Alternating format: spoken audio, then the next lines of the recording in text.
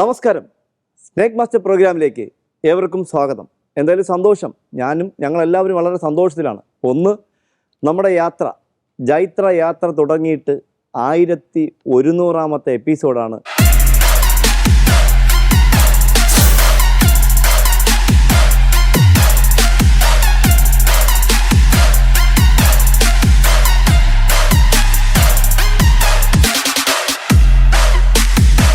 നമ്മുടെ ഇന്നത്തെ വിശിഷ്ടരായ ഒരു അതിഥി നമ്മൾ പരിചയപ്പെടുത്തുകയാണ്.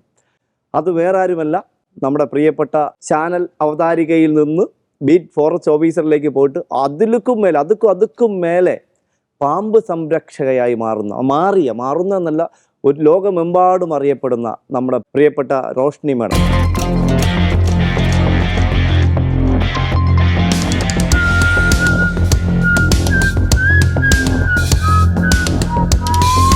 ഇന്ത്യയിൽ ഏറ്റവും കൂടുതൽ രാജവെമ്പാലകളെ പിടികൂടിയ സ്നേക് മാസ്റ്റർ വാവ സുരേഷും ഇന്ത്യയിൽ ആദ്യമായി രാജവെമ്പാലയെ പിടികൂടിയ വനിത ബീറ്റ് ഫോറസ്റ്റ് ഓഫീസർ റോഷ്നിയും ആദ്യമായി ഒന്നിച്ചെത്തുന്ന സ്പെഷ്യൽ എപ്പിസോഡ്. നമുക്ക് പരിചയപ്പെടാം നമ്മുടെ പ്രിയപ്പെട്ട വനം വകുപ്പിന്റെ പാമ്പ് സംരക്ഷകയായ നമ്മുടെ റോഷ്നി അവറുകളെ. നമസ്കാരം. നമസ്കാരം. സുഖായിരിക്കുന്നല്ലോ?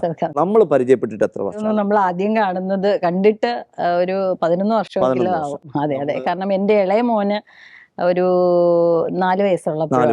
ഇപ്പൊ അദ്ദേഹത്തിന് 15 വയസ്സായി. 15 വയസ്സ്. അപ്പൊ നമ്മള് മൂഴിയാറിലോ നമ്മുടെ കൊച്ചാണ്ടി ചെക്ക് പോസ്റ്റിൽ പരിചയപ്പെട്ടു. അന്ന് നമ്മൾ കുറെ പാമ്പിനെയൊക്കെ റിലീസ് ചെയ്യാനൊക്കെ ഉണ്ടായിരുന്നു.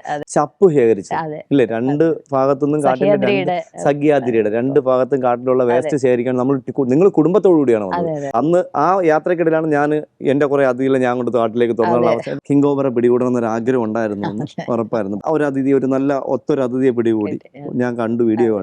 സൂപ്പർ, അടിപൊളിയായിരുന്നു. അതിന് പ്രത്യേകിച്ച് എന്താ പറയുക, നിങ്ങളെയൊക്കെ നമ്മൾ ബഹുമാനിക്കുന്നു.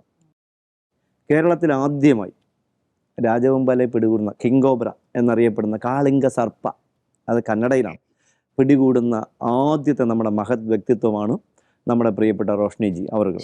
പിന്നെ പാമ്പിന് യജ്ഞം നടക്കുന്ന സ്ഥലത്തൊക്കെ ചിലപ്പോൾ കൂട്ടിലെടുത്ത് വെച്ചിട്ട് നമ്മളെ എന്താ പറയുക, വേലാഞ്ചൻ്റെ മകള് കൂട്ടിനകത്ത് കിടക്കുന്ന പാമ്പിനെ എടുത്ത് ഇത് ചെയ്യുന്നു. പക്ഷെ പുറത്തു പോയി പിടികൂടുന്ന ആദ്യത്തെ വ്യക്തി നമ്മുടെ പ്രിയപ്പെട്ട എന്താ പറയുക, നല്ല ഝാൻസി റാണി വെമ്പാല എന്നാണ് എന്റെ പേര്. റാണി വെമ്പാല. അപ്പൊ അങ്ങനെ ഒരു പേരും കിട്ടിയിട്ടുണ്ട്, റാണി വെമ്പാല. ഇനിയിപ്പോ നമുക്ക് അങ്ങനെ വിളിക്കാനല്ലോ, റോഷ്നി എന്നുള്ള പേര് വേണ്ട, നമുക്ക് റാണി വെമ്പാല എന്നേ നമുക്ക് വിളിക്കാം അദ്ദേഹത്തെ. അപ്പൊ എന്തായാലും ആ ഒരു അനുഭവം എന്തായിരുന്നു എന്ന് പറയാൻ പറ്റുമോ? ഭയങ്കര സന്തോഷമാണ് കേട്ടോ, കാരണം ഞാൻ കണ്ടു ആ വീട്ടിൽ പ്രത്യേകിച്ച് നല്ല കൂളായിട്ട്, നല്ല ചിരിച്ചുകൊണ്ട്, നല്ല അത് എന്താ പറയുക, ആ ഒരു പാമ്പിനെ അതിന്റെ ഇഷ്ടത്തിന് വിട്ടുകൊടുത്തിട്ട് അവനെ ക്യാച്ച് ചെയ്യുന്നു. അതിന്റെ ഇഷ്ടത്തിന് അവനെ ലൂസാക്കി വിട്ടുകൊടുത്തിട്ട് അവനെ എന്താ പറയുക ടൈറ്റ് ആക്കാതെ അവനെ ലൂസായിട്ട് വിട്ട് പതുക്കെ ക്യാച്ച് ചെയ്യുന്നു. ഇത് നിങ്ങൾ ചെയ്തതിൽ ഒരു പ്രത്യേകത നമ്മുടെ പ്രേക്ഷകർക്ക് അറിയാമോ? അല്ല, ഇത് കാണുന്ന പാമ്പ് സംരക്ഷകർ ഓർക്കണം, ഒരു പാമ്പിനെ പിടിക്കാൻ, അല്ലെങ്കിൽ കിങ് ഓവറെ പിടിക്കാൻ 5ഉം 4ഉം പേരൊന്നും പോകരുത്, ഒരാൾ. ഞാനത് ഇദ്ദേഹത്തിൻ്റെ വീഡിയോയിലാണ് ഞാൻ പ്രത്യേകിച്ച് ഇത് പറഞ്ഞതെന്ന് വെച്ചാൽ, പുള്ളിക്കാരത്ത് ഒറ്റയ്ക്ക് തന്നെ അതിനെ നമ്മൾ മറ്റുള്ളവർ ഇങ്ങനെ വന്ന് സഞ്ചി എന്തെങ്കിലും കൊണ്ട് വരുമ്പോൾ പിടിക്കുന്ന ആളിന് ഭയങ്കരമായ അപകടം ഉണ്ടാവും. അതുപോലെ ഒരു കാരണവശാലും നിങ്ങൾ അത് അനുവദിക്കരുത്. ഇദ്ദേഹത്തിൻ്റെ വീഡിയോ മുഴുവനും ഞാൻ കണ്ടിരുന്നു. അപ്പോൾ നിങ്ങൾ അതാണ് യഥാർത്ഥത്തിൽ ആ പുള്ളിക്കാരത്ത് ഒറ്റയ്ക്ക് അതിനെ ഇങ്ങനെ കൺട്രോൾ ചെയ്ത് സഞ്ചി കൊണ്ട് പതുക്കെ വളരെ സാവകാശമാണ് കയറി. അപ്പോൾ അതിങ്ങനെ ആവാവൂ. ഒരല്ലാതെ പുള്ളിക്കാരത്ത് പിടിച്ചുകൊണ്ടില്ലുമ്പോൾ അതിൻ്റെ മുന്നിൽ കൂടെ വടിയും കമ്പും കൊണ്ടൊന്നും ആരും പോകരുത്. ചേട്ടൻ പറഞ്ഞ സത്യമാണ്. എന്നോട് കുറെ പേര് ചോദിച്ചു, ബാഗെങ്കിലും ഒരാളെ കൊണ്ട് പിടിപ്പിക്കാമായിരുന്നു എന്ന് പറഞ്ഞു. അപ്പൊ ഞാൻ പറഞ്ഞു, ഒരിക്കലും ഞാനൊരു പാമ്പിനെ എടുക്കുമ്പോൾ വേറൊരാളെ ഞാൻ അതിൽ ഇൻവോൾവ് ചെയ്യിക്കാറില്ല. കാരണം നമ്മുടെ മനസ്സും നമ്മുടെ ശരീരവും അറിയാമല്ലോ, ആ പാമ്പിന്റെ ആ ഒരു ട്രാക്കിൽ നമ്മൾ ആ ഒരു ഇതിൽ നിൽക്കുവാണ്. അപ്പൊ വേറൊരാള് ബാഗ് പിടിക്കുമ്പോൾ എനിക്ക് അയാളോട് അതൊന്ന് പൊക്കി കൊടുക്കുക, ഒന്ന് താത്തു കൊടുക്കുക, അങ്ങോട്ട് നീക്കി കൊടുക്കുക, ഇങ്ങനെ പറയേണ്ടി വരും. അപ്പൊ അതൊരിക്കലും നമ്മൾ കംഫർട്ടല്ല. അറിയാമല്ലോ, നമുക്കപ്പോഴ ഈ പറഞ്ഞതുപോലെ നമുക്ക് ചിലപ്പോൾ കടിയിട്ടാനുള്ള സാധ്യത, അല്ലെങ്കിൽ ആ നിൽക്കുന്ന ആൾക്ക് എന്തെങ്കിലും സംഭവിച്ചാൽ നമുക്കത് ഭയങ്കര ഇതാണ്. അപ്പൊ അതുകൊണ്ടാണ് ശരിക്കും ഞാൻ അതിൽ മറ്റൊരാളെ ഇൻവോൾവ് ചെയ്യിപ്പിക്കാത്തത്. കോള് വരുമ്പോ കിങ് ഓബ്ര അവിടെ ഇങ്ങനെ കിടക്കുവാണെന്ന് പറഞ്ഞു. ഭയങ്കര സന്തോഷം തോന്നി. കാരണം എന്നിട്ട് ഞാൻ ഇടയ്ക്കിടയ്ക്ക് വിളിച്ചു പറഞ്ഞു, പോവാതെ നോക്കി, കാരണം എനിക്കത് എടുക്കാനുള്ള ഒരു താല്പര്യം കൊണ്ടാണ് അങ്ങനെ പറയുന്നത്. പക്ഷെ അത് ഒത്തിരി സമയം അവിടെ കിടന്നു. എനിക്കൊന്നും 1 മണിക്കൂർ വരെ അത് അങ്ങനെ തന്നെ കിടപ്പുണ്ടായിരുന്നു. അപ്പോൾ അവിടെ ചെന്ന് കണ്ടപ്പോൾ ഇച്ചിരി സൈസ് വലുതാണ്, എൻ്റെ ഇരുന്ന ബാഗ് കുറച്ച് ചെറുതായിരുന്നു. അടുത്ത് ചെന്നിട്ട് കുറച്ച് സമയം ഞാൻ നോക്കിക്കൊണ്ട് നിന്നു, ഒരു 5 മിനിറ്റ് വെറുതെ നോക്കി നിന്നു. അതെ, മാനസികമായി ഞാൻ അതുമായിട്ടൊന്ന് അങ്ങനെ ഒരു 5 മിനിറ്റ് നോക്കി നിന്നു. അതിനുശേഷമാണ് റെസ്ക്യൂ ചെയ്യാനായിട്ട് ബാഗ് കൊണ്ട് പോകുന്നത്. അപ്പൊ ആദ്യമൊന്നും കയറൂലല്ലോ. ഇപ്പൊ ഒരുപാട് സമയം നമ്മൾ ചില വീഡിയോ കാണുമ്പോൾ പെട്ടെന്ന് കയറുന്നത് മാത്രമേ കാണിക്കുന്നുള്ളൂ. ബാക്കി 1.5 മണിക്കൂർ എടുക്കുന്ന അതെ, നമ്മള് ക്യാമറയുടെ പുറകിലുള്ളത് ആരും അറിയില്ല. ഒരുപാട് സമയം. അപ്പോൾ ഇത് പിന്നെ ഞാൻ തുടങ്ങിയപ്പോൾ മുതൽ ഒരു 6 മിനിറ്റ് 7 സെക്കൻഡോ 17 സെക്കൻഡോ അങ്ങോട്ട് എടുത്തുള്ളൂ അതിനെ ഇത് ചെയ്യാനായിട്ട്, റെസ്ക്യൂ ചെയ്യാനായിട്ട്. അപ്പൊ പിന്നെ വെള്ളത്തിലും കൂടിയായിരുന്നു, അപ്പൊ ഫ്രീ ആയിട്ട് അതിന് ഒഴുകാൻ എളുപ്പമായിരുന്നു. അങ്ങനെ പോയി. അതെ. തുടക്കത്തില് ബാഗ് വെച്ചപ്പം അങ്ങനെ കയറിയില്ല. കടിക്കുന്നുണ്ടായിരുന്നു. പക്ഷെ ആ ഒരു കടി എന്ന് പറയുന്ന അത്ര ഒരു രൗദ്രഭാവത്തിലെ കടിയല്ല, വളരെ റിലാക്സ് ചെയ്തുള്ള. എന്നോട് പറഞ്ഞു ഇങ്ങനെ അടുത്താണ് ഞാൻ നിൽക്കുന്നതെന്ന്. പക്ഷെ അടുത്ത് നിൽക്കുന്നെങ്കിലും ഞാൻ സേഫ് സോണിലാണെന്ന് എനിക്ക് തോന്നിയത് കൊണ്ടാണ് അങ്ങനെ നമ്മൾ അടുത്ത് നിൽക്കുന്നത്. അല്ലാതെ നമ്മൾ പിന്നെ എന്തുവാണ് ഇതിനെ ഇത്രയും പേടിച്ച് ദൂരെ നിന്നൊന്നും നമുക്ക് പിടിക്കാൻ പറ്റില്ല. അതെ, അത് അതിന്റെ വഴിക്ക് പോകും. അപ്പോൾ അത്രയും കംഫർട്ടായിട്ട് ആണ് ഞാൻ മെന്റലി പ്രിപ്പയർഡ് ആയിരുന്നു. പിന്നെ ഞാൻ പോകുന്ന വഴിക്ക് വളരെ സീരിയസ് ആയിട്ട്, വളരെ ബൈ ഹാർട്ട് പറയാം, ചേട്ടൻ ഓരോന്നിനെ എടുത്തു വെച്ചുകൊണ്ട് നിൽക്കുന്നത് എൻ്റെ മനസ്സിലുണ്ട്. എനിക്ക് തോന്നുന്നു 238 അതെന്റെ മനസ്സിൽ ഉണ്ട്. നമ്മൾ ഇതൊക്കെ കണ്ടു തന്നെയാണല്ലോ നമ്മൾ വന്നത്. അപ്പോൾ അതിന്റെ ഒരു ക്യാരക്ടർ ശരിക്കും ലൈവായിട്ട് എനിക്കൊരു എക്സ്പീരിയൻസ് ഇല്ല, ആദ്യത്തേതാണ്. പക്ഷേ വീഡിയോസ് ഞാൻ ഒത്തിരി വീഡിയോസ് കണ്ടിട്ടുണ്ട്. അപ്പോൾ ഇങ്ങനെ എടുത്ത് വെച്ചുകൊണ്ട് നിൽക്കുന്നതിൻ്റെയൊക്കെ ഒരു ഓർമ്മ എല്ലാം മനസ്സിലൂടെ വളരെ പെട്ടെന്ന് ഇങ്ങനെ ഇത് ചെയ്തിട്ടാണ് ഞാൻ അതുവരെ എത്തുന്നത്. എന്നെ കുറിച്ച് എനിക്ക് രോമാഞ്ചം ഉണ്ടായിരുന്നു കേട്ടോ, സത്യം പറഞ്ഞാൽ എനിക്ക് കണ്ണ് നിറയുന്നുണ്ട്. ഇല്ല, നമുക്കൊരു കഴിവുണ്ടെങ്കിൽ അത് അപ്രീഷിയേറ്റ് ചെയ്യാനുള്ളൊരു മനസ്സുണ്ടാവണം. അപ്പൊ എല്ലാവർക്കും ആ കഴിവുണ്ടാവണമെന്നില്ല. അതിലൊക്കെ ഞാൻ 100% അപ്രീഷിയേറ്റ് ചെയ്യുന്നുണ്ട്. കാരണം എന്നെ കൊണ്ടൊന്നും അങ്ങനെയൊന്നും ചെയ്യാനൊന്നും പറ്റൂല, ബൈ ഹാർട്ട് ഞാൻ പറയാം, എനിക്ക് പറ്റൂല. പക്ഷെ ഇതിന് ചെയ്യണം എന്നുള്ളത് എൻ്റെ കാരണം ഞാൻ ഒരിക്കൽ ഒരു കിങ് കോബ്ര പിടിച്ചു, ഒരിടത്ത് നിന്ന് ഒരാൾ പിടിച്ചു, നമ്മുടെ ഡിപ്പാർട്ട്മെന്റിൽ കൊണ്ടുവന്നു. അപ്പോൾ ഓഫീസിൽ കൊണ്ടുവന്നപ്പോൾ റിലീസ് ചെയ്യുമ്പോൾ എന്നെ ഒന്ന് വിളിക്കണേ എന്ന് ഞാൻ പറഞ്ഞു. അപ്പോൾ റിലീസ് ചെയ്യാൻ പോയ ആള് പക്ഷേ എന്നെ വിളിച്ചില്ല. ഞങ്ങൾ പത്തനംതിട്ട രാജഭവനിൽ പഠിച്ചു കഴിഞ്ഞാൽ ഞങ്ങൾ ഓഫീസിൽ കൊണ്ടുവന്നിട്ട് DFO ഉൾപ്പെടെയുള്ള, എനിക്ക് തോന്നുന്നു അന്ന് ഒത്തിരി പേര്, പൊഴിയന്തി സാർ ഉൾപ്പെടെ, പൊഴിയന്തി സാറിന്റെ മുന്നിൽ കൊണ്ടുവന്ന് വലിയൊരു രാജവമ്പാല ഇറക്കിയിട്ട് അദ്ദേഹത്തിന്റെ പോക്കറ്റിൽ നിന്ന് പേന എടുത്ത് എൻ്റെ വായി തുറന്ന് വെനം എടുത്ത് ഞാൻ കുടിച്ച് ലൈവായിട്ട് ആദ്യമായിട്ട് കാണിച്ചു കൊടുക്കുന്ന അദ്ദേഹത്തിന്റെ പോക്കറ്റിൽ നിന്ന് പേന എടുത്തിട്ടാണ്. പക്ഷെ അവിടെ കൊണ്ടുവന്നിട്ട് അവിടുത്തെ അന്നത്തെ ലേഡി സ്റ്റാഫുകൾ എല്ലാവരുടെയും മുന്നിൽ എല്ലാവരെയും നിന്ന് അവരെ വാലി കൊണ്ട് പിടിപ്പിച്ചിട്ട് ഞാൻ മാറി നിന്ന് അവരെ കൊണ്ട് ഫോട്ടോ എടുപ്പിച്ച് ഞാൻ മാറി നിൽക്കുന്നു മുന്നിൽ. എന്നിട്ട് ഫോട്ടോ എടുപ്പിച്ചിട്ട് നമ്മൾ പോയിട്ട്, കാരണം എന്താ പറയുക, അവർക്ക് ആ ഭയം മാറണം. നിങ്ങളിപ്പോൾ ഞാൻ പിടിക്കുന്ന സമയത്താണ് റോഷ്നിജി ഉണ്ടായിരുന്നെങ്കിൽ ഞാൻ കൃത്യമായിട്ട് നിങ്ങൾ വിളിച്ചുകൊണ്ട് പോയി നമ്മൾ റിലീസ് ചെയ്യിപ്പിച്ചെന്നെ. അത് നിങ്ങൾ പിടിക്കണം, നിങ്ങൾ തുടരണം എന്നുള്ള നമ്മുടെയും കൂടെ ഒരു ആഗ്രഹം. അപ്പം നിങ്ങൾ നമുക്കൊരു സന്തോഷം, അവരും തൊട്ടല്ലോ, അപ്പോൾ നാളെ ഒരു സമയത്ത് അവരും അത് പിടിക്കുമല്ലോ.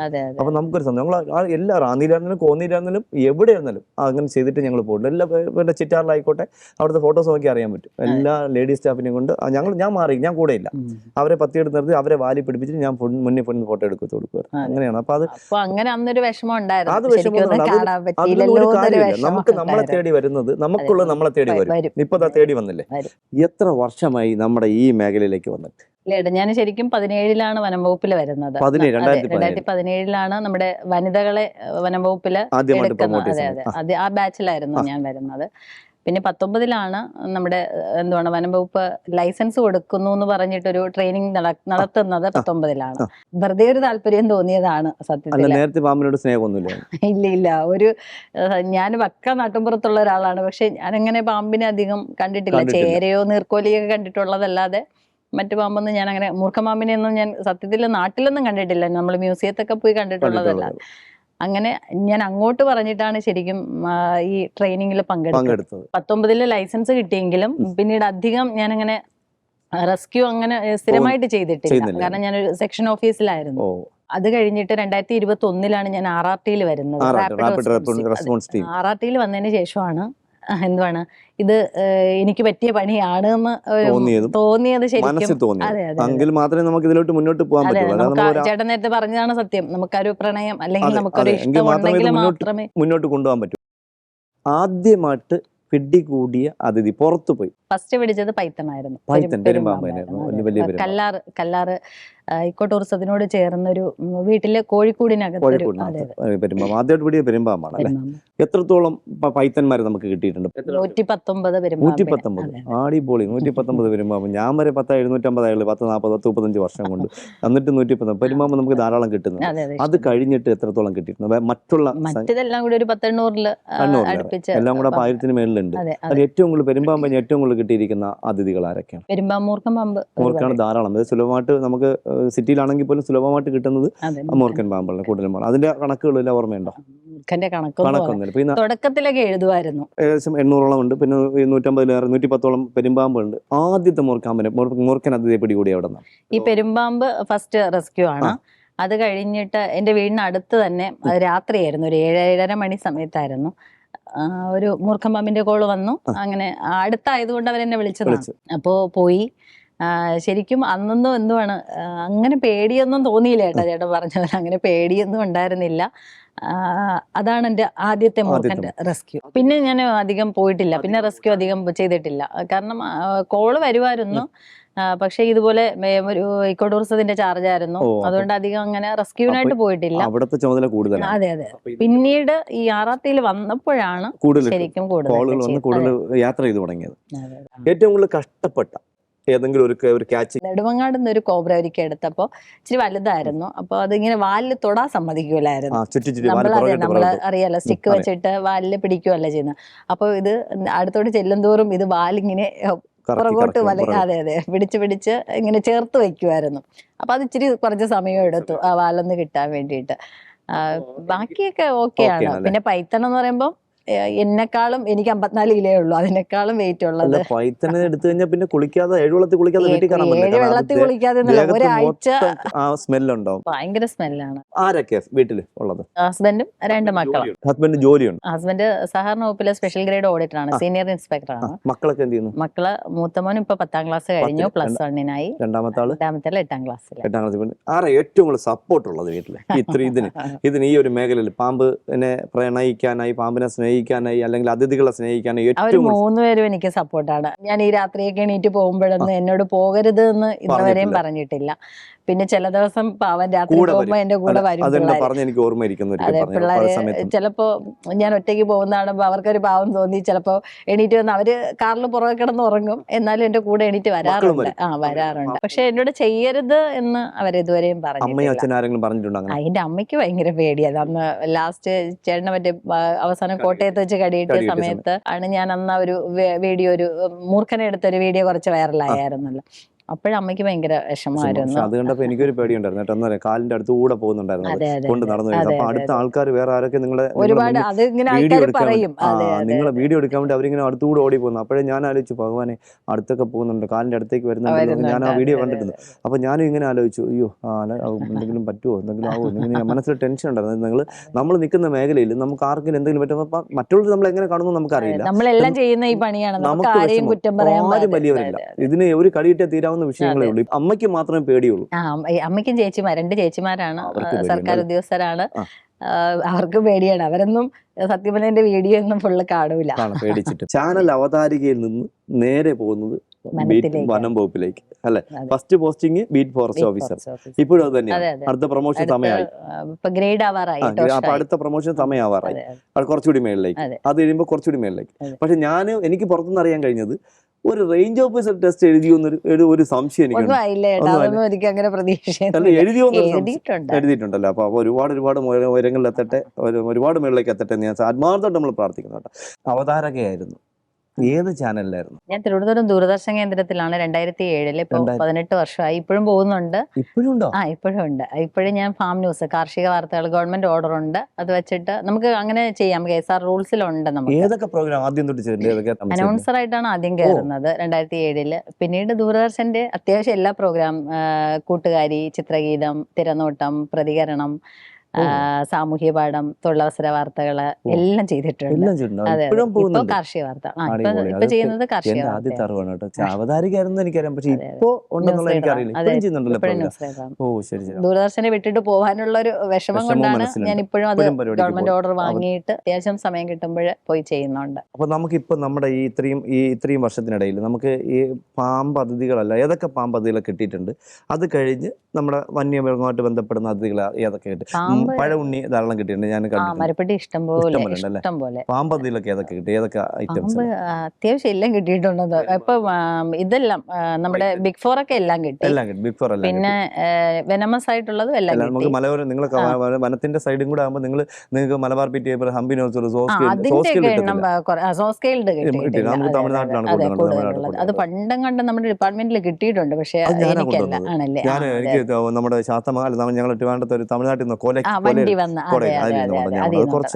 അത് ഞാൻ പക്ഷെ വരുന്നതിന് മുമ്പായിരുന്നു. ഞാൻ അപ്പോഴും RRT ഇല്ല.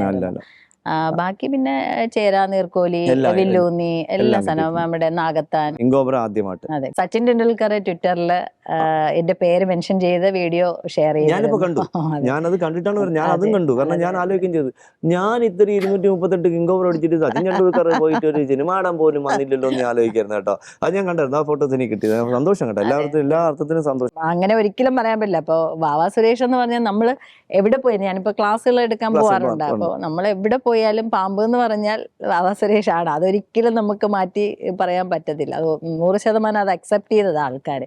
പിന്നെ നമ്മളൊക്കെ ഇങ്ങനെ പുതിയതായിട്ട് വന്ന ആൾക്കാര് ചെയ്യുമ്പോഴുള്ളൊരു ചിലപ്പോ അറിയാലോ, നമ്മള് പുതിയ രീതിയിലേക്ക് വരുമ്പോൾ പുതിയ മാറ്റങ്ങൾ, ചിലപ്പോൾ മാറ്റങ്ങൾ ഞങ്ങളെപ്പോലുള്ളവർക്ക് ഉൾക്കൊള്ളാൻ കഴിയും. അതാണ്. പക്ഷെ അത് നമുക്ക് ചിലപ്പോൾ ഉൾക്കൊള്ളാൻ കൂടാതെ. ഇപ്പൊ എനിക്കിപ്പോ എന്റെ കൈ ഇങ്ങനെ ഇരിക്കുകയാണ്, എനിക്ക് പെട്ടെന്ന് ഒരു സാധനം കൈ കൊണ്ട് പിടിക്കാൻ പറ്റില്ല. എന്റെ കൈ ഇത്രയും മടങ്ങത്തുള്ളൂ. എനിക്ക് പെട്ടെന്നൊരു സാധനം എനിക്ക് സേഫ് ആയിട്ട് എന്റെ കൈകളാണ്. അപ്പൊ എനിക്ക് മറ്റൊരു സാധനം ഒരിക്കലും പിടിക്കാൻ, എനിക്ക് ഒരു സാധനം വെള്ളം എനിക്ക് ഈ കൈ കൊണ്ട് കോരി എടുക്കാൻ പറ്റില്ല, എന്റെ കൈ വെള്ളമില്ല. അപ്പൊ എനിക്ക് കുറെ പ്രശ്നങ്ങളുണ്ട്. അപ്പൊ എനിക്ക് ആ വന്ന മെത്തേഡിൽ മാത്രമേ എനിക്ക് പോകാൻ പറ്റുള്ളൂ. പിന്നെ ഞാൻ നമ്മുടെ വനംവകുപ്പിന് ഞാൻ ആദ്യം ട്രെയിനിങ് കൊടുക്കുന്നത് പൈപ്പിൽ കൂടിയാണ്. വലിയ 1.5 മീറ്റർ നീളമുള്ള പൈപ്പിൽ കയറ്റിയിട്ട് പൈപ്പിൽ നിന്ന് സേഫ് ആയിട്ട് റിലീസ്. അതാണ് ഞാൻ ട്രെയിനിങ് സെന്ററിൽ വർഷങ്ങൾ ഞാൻ ക്ലാസ് എടുത്ത് ട്രെയിനിങ് കൊടുത്തിരുന്നു, വർഷങ്ങൾ. അതിലുള്ളവരെ കേരളത്തിൽ 90% ആൾക്കാരും ഉണ്ടായിരുന്നു. ഇപ്പോഴും അവർ തന്നെയാണ് നിൽക്കുന്ന, മാറ്റങ്ങൾ ഉണ്ടാക്കിയിട്ടുണ്ടെന്നുള്ളത് സന്തോഷമുണ്ട്. കാരണം നമ്മുടെ പ്രിയപ്പെട്ട കൂട്ടുകാരി എന്താണ്, എനിക്ക് നമ്മുടെ മേഖലയിൽ നിൽക്കുന്നതാണ്, നമ്മുടെ പ്രിയപ്പെട്ട ഓഫീസറാണ് സർപ്പറാണി. ഞാൻ രാജവെമ്പാല എന്നൊന്നും ഞാൻ പറയുന്നില്ല, സർപ്പറാണി അവർക്ക് ഒരു 100 ബിഗ് സല്യൂട്ട്. അദ്ദേഹത്തിന്റെ പേര് സർപ്പറാണി എന്നല്ല, റോഷ്നി എന്നാണ്. നാളെ ഇനി നിങ്ങൾ സർപ്പറാണി എന്ന് വിളിച്ചു കളയരുത്. അപ്പൊ സന്തോഷം. ഇല്ല, അതില് എനിക്ക് സന്തോഷമാണ്. കാരണം വാവാ സുരേഷ് എന്നൊക്കെ പറയുന്ന ഒരു വ്യക്തിയുടെ വായിൽ നിന്ന് കിട്ടുന്ന എന്താണ് ഒരു അംഗീകാരം തന്നെയാണ് നമുക്ക് ഏറ്റവും കൂടുതൽ ബഹുമതി എന്ന് പറയുന്നത്. കാരണം എന്തൊക്കെ പറഞ്ഞാലും അദ്ദേഹത്തിനെ പിടിച്ചതുപോലെ പാമ്പുകളെ പിടിക്കാൻ എന്തായാലും ആർക്കും പറ്റൂല. അത് നമ്മൾ അക്സെപ്റ്റ് ചെയ്തേ പറ്റുള്ളൂ. ആ സത്യം നമ്മൾ ആരായാലും മനസ്സിലാക്കണം. കാരണം എനിക്കറിയാം പാമ്പിനെ എടുക്കുന്ന നമ്മൾ ഇതായിട്ടാണ് എടുക്കുന്നത്, സ്റ്റിക്ക് വെച്ചിട്ട് അങ്ങനെ തന്നെയാണ് എടുക്കുന്നത്. അല്ലാതെ എടുക്കാൻ എന്നെ കൊണ്ട് പറ്റൂല, സത്യം പറയാം. ഇനിയും ഇദ്ദേഹത്തിന് ഒരു എന്താ പറയാ 1000-ഓളം രാജവെമ്പാല, ഒരുപാട് രാജവെമ്പാല പിടിക്കാനും അതിനെ പ്രണയിക്കാനും അതിനെ മനസ്സിലാക്കാനും അതിനെ പഠിക്കാനുമുള്ള അവസരം ഇദ്ദേഹത്തിന് ഉണ്ടാവട്ടെ. അതോടൊപ്പം തന്നെ നമ്മുടെ പ്രിയപ്പെട്ട ഡിപ്പാർട്ട്മെന്റിലെ സാറന്മാരുടെ ഒരു അപേക്ഷയുണ്ട്, ഇവരെയൊക്കെ പോലുള്ളവരുടെ അനുഭവങ്ങൾ പാഠമാക്കി പുസ്തകങ്ങളാക്കി വനം വകുപ്പിൽ ശേഖരിക്കണം. അതിനെ മറ്റുള്ളവർക്ക്, അടുത്ത തലമുറയ്ക്ക് പകർന്നു കൊടുക്കാനുള്ള ഒരു അവസരം കൂടി ഇവരെ പോലുള്ളവർക്ക് കൊടുക്കണം. ഇവരുടെ അറിവുകൾ അത് പകർന്ന് നമ്മുടെ അണ്ടറിൽ തന്നെ ആ ബുക്കുകൾ പ്രസിദ്ധീകരിച്ച് വിൽക്കാനുള്ള അവസരം കൂടി അവർക്ക് സമയം കൊടുക്കണമെന്നാണ് എനിക്ക് എൻ്റെ പ്രിയപ്പെട്ട വനം വകുപ്പിന്റെ ഓഫീസർമാരോട് താഴ്മയായിട്ട് അപേക്ഷിക്കാനുള്ളത്. കേരളത്തിൽ വനം വകുപ്പ് എന്നൊരു സംരംഭത്തിൽ ഏറ്റവും കൂടുതൽ പേരെടുത്ത വ്യക്തിത്വമാണ് ഇദ്ദേഹം. അതിന് സത്യം പറഞ്ഞാൽ വനം വകുപ്പ് ഏറ്റവും കൂടുതൽ ലോകമെമ്പാടും അറിയിച്ച ഒരു വ്യക്തിത്വം. അപ്പൊ ഇദ്ദേഹത്തിന് വലിയ ബഹുമതികളാണ് കൊടുക്കേണ്ടതെന്നാണ് എനിക്ക് പറയാനുള്ളത്. എൻ്റെ മനസ്സിലൊരു ആഗ്രഹം, എൻ്റെ മനസ്സിൽ സത്യം പറഞ്ഞാൽ അത് നടക്കുമെന്നാണ് എൻ്റെ വിശ്വാസം. കുറച്ചാളുടെ കഴിയുമ്പോൾ ഇദ്ദേഹത്തിന് നമ്മുടെ രാജ്യത്തിന്റെ ഏറ്റവും നല്ല ഒരു ആദരവ് എന്തായാലും ഉണ്ട്, അതിന് യാതൊരു സംശയമില്ല. 1100-ാമത്തെ എപ്പിസോഡ് ഞങ്ങൾ രണ്ടുപേരെയും നമ്മുടെ പ്രേക്ഷകർക്ക് ഇഷ്ടപ്പെട്ട് കാണുമെന്ന് വിശ്വസിക്കുന്നു. റോഷി അവർക്ക് ഇതിൽ പങ്കെടുത്തതിൽ വളരെ സന്തോഷം.